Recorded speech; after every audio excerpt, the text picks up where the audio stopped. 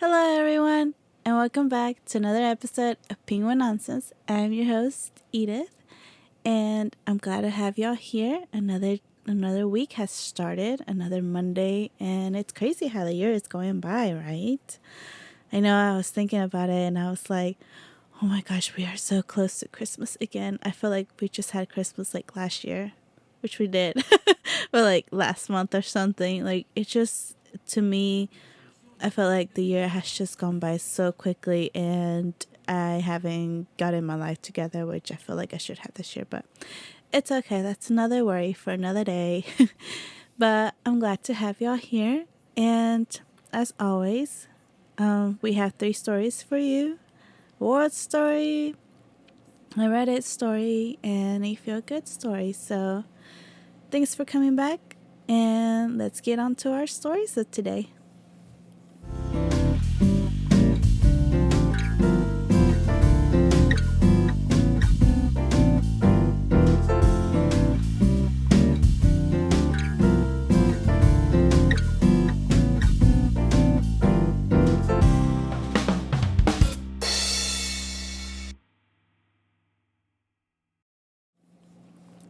So, our first story of today comes from a thing that I think a lot of y'all have heard about, WorldCoin.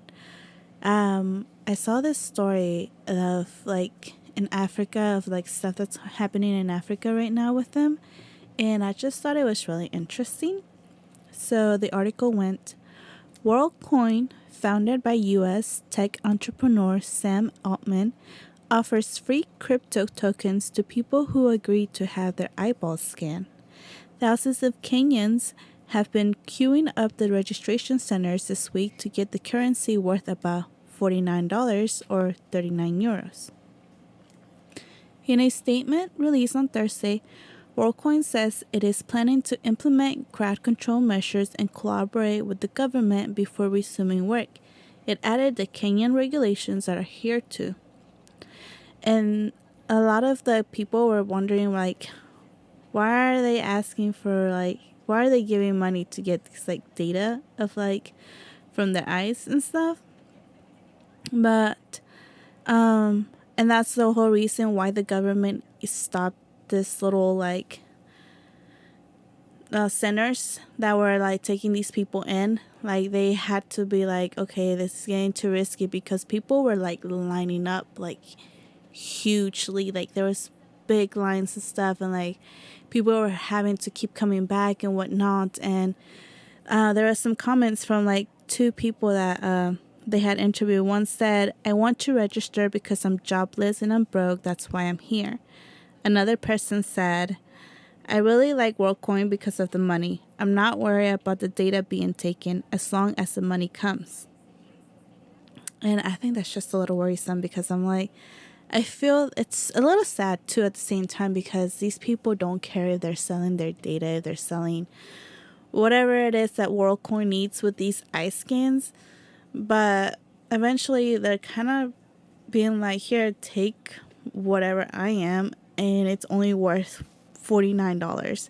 And I know that the US currency is worth so much more to them than it is to us, but $49, like, that is ridiculous, and it's so sad, honestly, and I wish there was more we could do for them, but I thought it was crazy. And so WorldCoin says it cannot say how many people have had their eyeballs scanned in Kenya, but it claims to be creating a new global identity and financial network.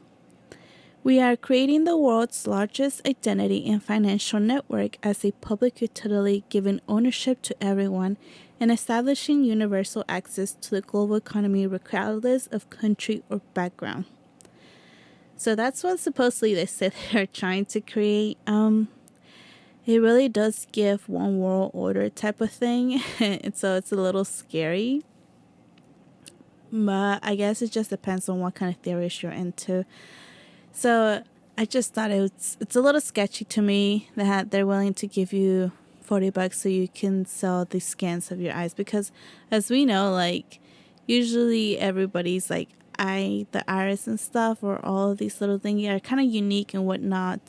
So like that's what we use to like unlock our phones and that kind of stuff. And like if people like this have access to this, I just don't see it going well. Does that make sense? Or even for our AIs, like all of this AI stuff is just getting scarier and scarier. Me and Jose have had this talk about this and like seen like the theories about these and whatnot, and it's just kind of scary. Like the stuff that's like technology is getting better, and the cryptocurrencies are like you're getting more places to have them and that kind of stuff. But in reality, like the background to them, it's just quite scary. The way that things could change for the future for us, it seems more of a danger than it does of a better thing for us. So those are just my 2 cents.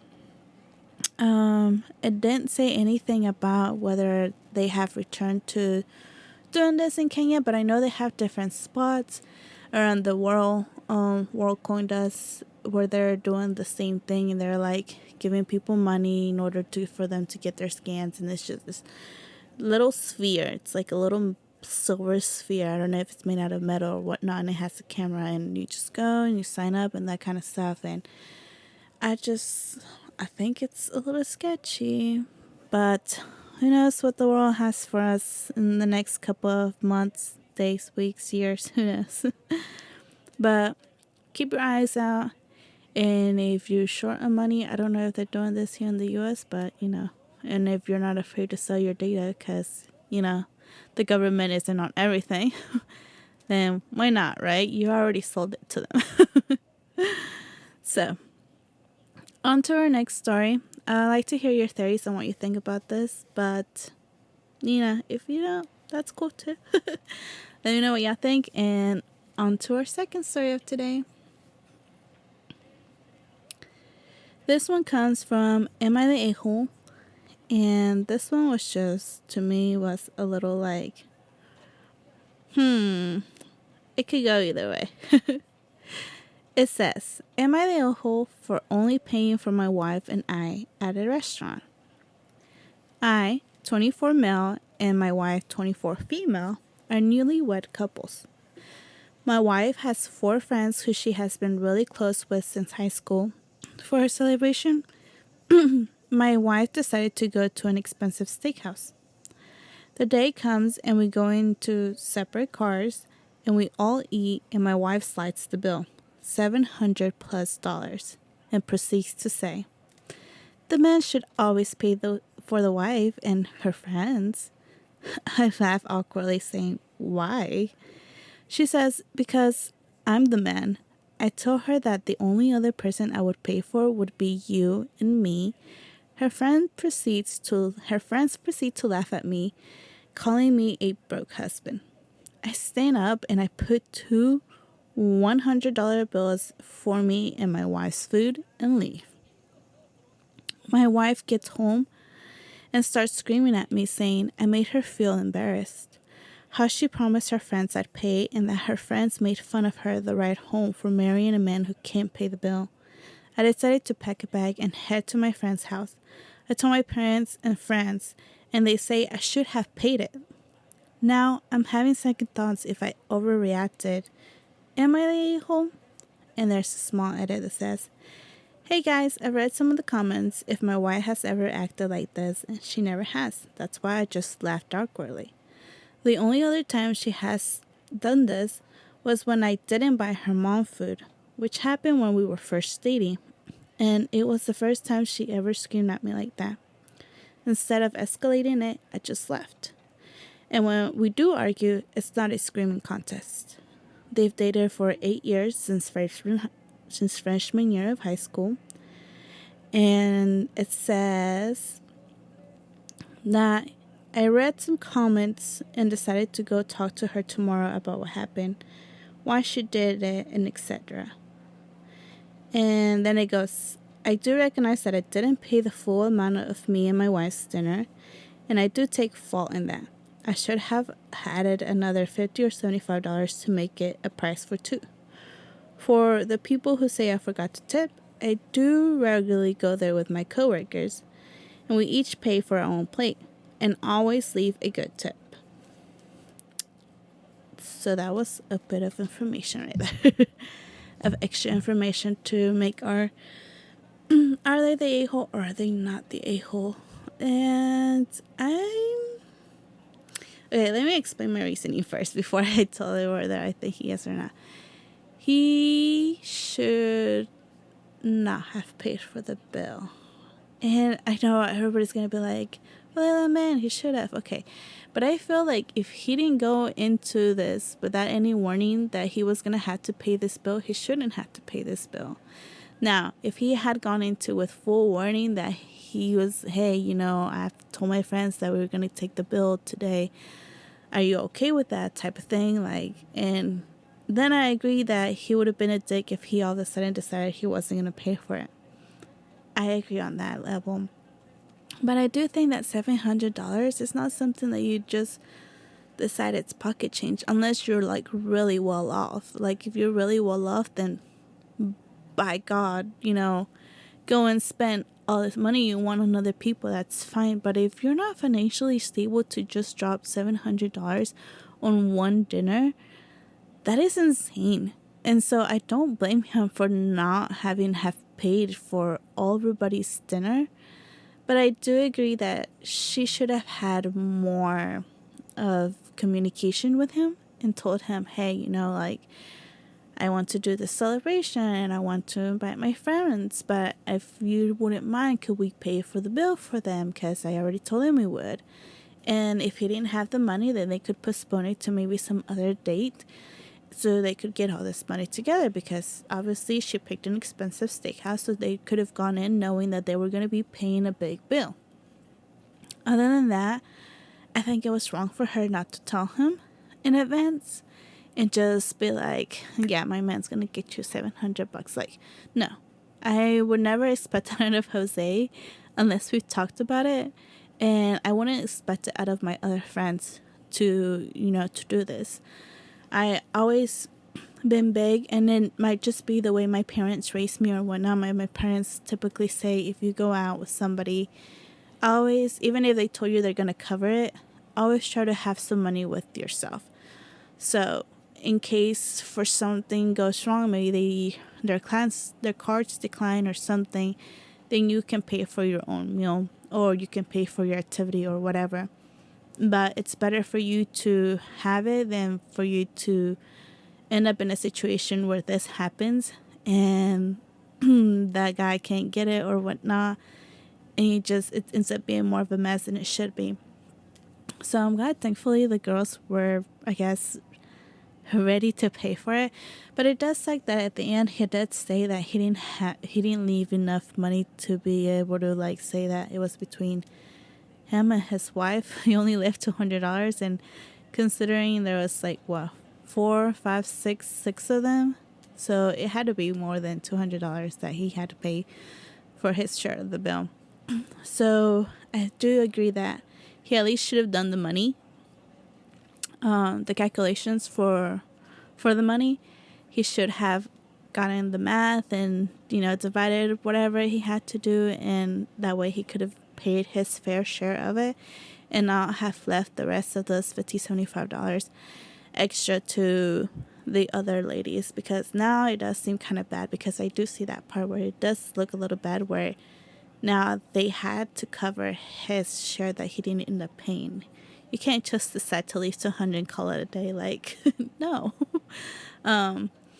Unless it was more than enough to live for everything, because I do agree that they should have left a tip, especially with big parties. Most restaurants do, and especially if it was an expensive steakhouse, chances are the gratuity was already added on there since it's a party more than 6 people. So it was probably added on there already, but if it hadn't been, it's just rude to not even leave a tip with such a big party. I at least think it was a pretty big party, 4 and then 2 of them and then whoever else might have come. I don't know. So I do agree that he should have left just a little bit more money, but I don't think he was a-hole for not paying for the girls. So if that's what we're counting here, I say he was not the a-hole for saying he wouldn't take care of the bill for everybody's bill and just him and his wife. So that's my take on it. I like to hear your takes on it. What do you guys think? Do you think he was the a-hole? Do you think he wasn't the a-hole? I know we always get this whole thing of like, yeah, the guy should pay the bill, but we're living in a world where we do what we want, right? So, and we're always saying we want double standards. Well, time to live it up, girls. If we want double standards, we're going to have to be like, okay, he doesn't have to get the bill. So, on to our next story. Let me know in the comments what you guys think. And today's story for a feel-good story is about Hawaii. A lot of y'all know that Hawaii does love their Spam. And I don't know about y'all, but I actually do like Spam. So, this is a story. Y'all know that in Maui, they had those terrible fires that happened. And Spam has stepped up to the plate. It says, the fires that ravaged Maui last week, destroying the historic town of Lahaina. More than 100 people have been killed, and the search for victims is ongoing. It says, Spam, a beloved staple in Hawaii, is giving back to the state after the devastating wildfires in Maui. As part of the relief effort, Spam's parent company, Hormel Foods, sent more than 265 cans of their canned meats products to the island, the company said in the news release Thursday. Hormel partnered with Convoy of Hope, a nonprofit which helps bring aid to the areas affected by natural disasters, to send 3 truckloads of Spam products so far, and another 2 following, the company said. Spam's cash and product donations to Hawaii are valued at more than $1 million. To help raise money for relief, they are also selling t-shirts that read, Spam, copyright, Brand Lovers, Maui. No, Brand loves Maui. The company says 100% of proceeds will be given to Aloha United Way, an organization that raises money for various charities, and their Maui Fire Relief Fund. The people of Hawaii have a special place in both the history and heart of Spam. Said Jenna Kincher, senior brand manager for Spam. Our donation efforts are just one way we are showing the community our love and support back. The company posted about their efforts on Facebook. To our Ohana family on Maui, we see you and love you. We've been working with our trusted partners and how we can help. So, Spam has come to the rescue, and they have given these people some Spam. And I know like a lot of people are like, ew, Spam, because the way it's made, but I actually think it's really good. And weird little story from when I first came to the United States. Spam was like something we had along crossing over as we were on our way here. So to us, it was the one meal we had and the one meal we knew. And that's what we left off. So we didn't know any better and we didn't know any worse. And we for sure thought it was the best thing in the world. So I do agree that Spam is pretty good. And then when I had it with Korean food, there's this dish called budojigae. And if I didn't pronounce it right, but forgive me. But my favorite dish from Korea, and it's so good, and they have Spam in it. Love it. So I think it's great. But I know a lot of people won't agree. So I'm really happy that Spam has done this for them, especially that we know that a lot of the dishes in Hawaii do carry Spam.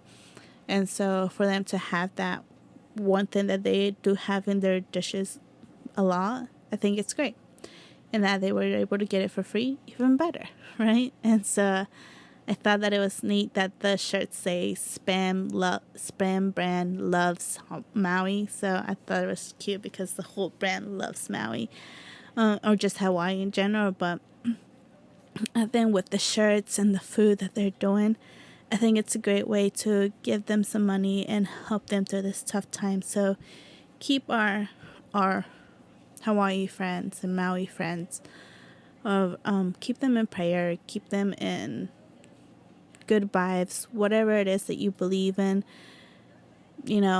keep them in that good spot in your hearts. So we wish them the best, but we also are thankful to Spam for helping and lending a helping hand for them.